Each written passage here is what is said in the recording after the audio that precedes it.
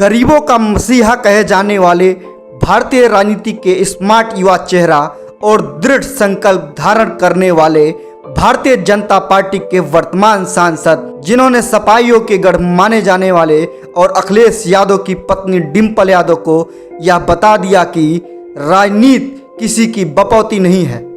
जो असली गरीबों का हितैषी, राष्ट्रभक्त और जनता के बीच रहकर राजनीति नहीं जनता की सेवा करेगा, वही इत्र की नगरी कहे जाने वाले कन्नौज का सांसद बनकर कन्नौज की धरती पर राज करेगा। नमस्कार दोस्तों, मैं हूं गिरिजेश शुक्ला और आप देख रहे हैं प्रणाम भारत न्यूज, जिसमें आज हम आप लोगों के पसंदीदा कार्यक्रम राजनीतिक हस्ती में उस व्यक्ति की बात कर रहे हैं जिसे लगातार हार तो मिलती रही, लेकिन उसने हार नहीं मानी और प्रत्येक हार के साथ नए उत्साह के साथ जीत की कोशिश करता रहा और उसकी जिद ने उसे विजेता बना दिया।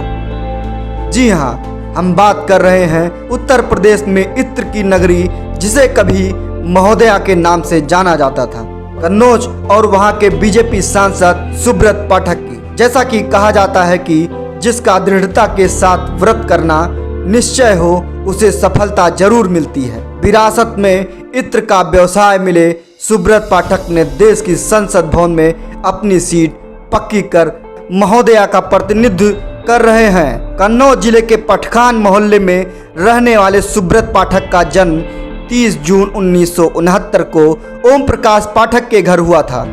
व्यवसायी घर में पैदा हुए पाठक शुरू से ही बड़ी महत्वाकांक्षा रखते थे।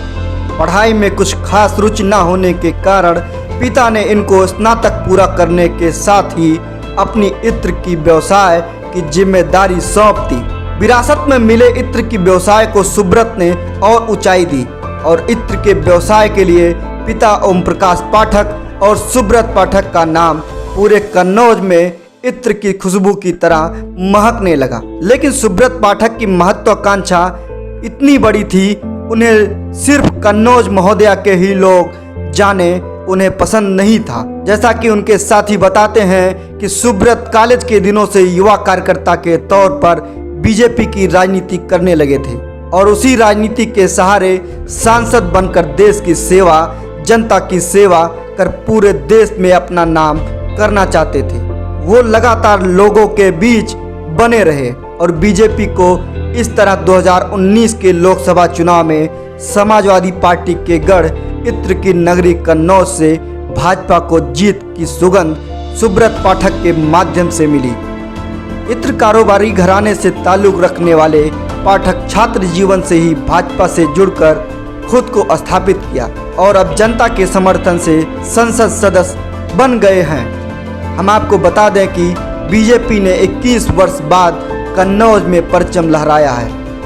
2019 के लोकसभा चुनाव में उन्होंने सपा अध्यक्ष अखिलेश यादव की पत्नी डिंपल यादव को 12,553 वोट से मात दिए।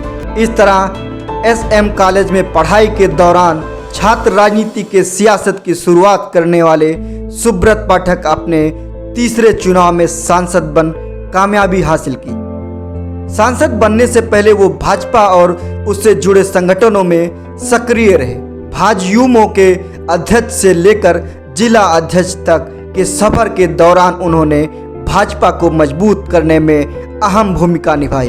कन्नौज में भगवा परचम लहराने का उनके संघर्ष का ही नतीजा था कि 2 चुनाव में शिकस्त के बाद भी पार्टी ने उनके ऊपर भरोसा बनाए रखा। लोकसभा चुनाव 2019 के दौरान मोदी लहर ऐसी चली कि विरोधी चारों खाने चित्त हो गए। सुब्रत पाठक को 50% वोट मिला, वहीं मुलायम सिंह की बहू डिंपल यादव को 48% वोट मिले। यहाँ पाठक को 5,63,008 वोट मिले और डिंपल यादव को 5,48,000 वोट मिले। 2014 वाले लोकसभा चुनाव में सुब्रत पाठक दूसरे नंबर पर रहे थे।